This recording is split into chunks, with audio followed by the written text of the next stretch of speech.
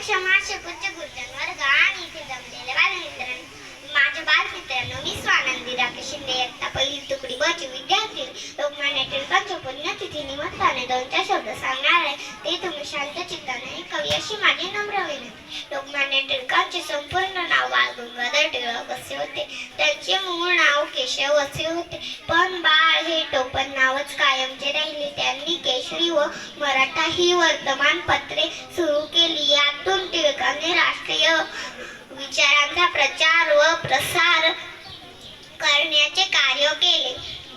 भारताला इंग्रजांच्या तावडीतून मुक्त करण्यासाठी त्यांनी स्वातंत्र्य युद्धात स्वतःला वाहून घेतले. त्यासाठी त्यांना अनेक वेळा तुरुंगात जावे लागले. ते तुरुंगात असताना त्यांनी गीता रहस्य हा ग्रंथ लिहिला.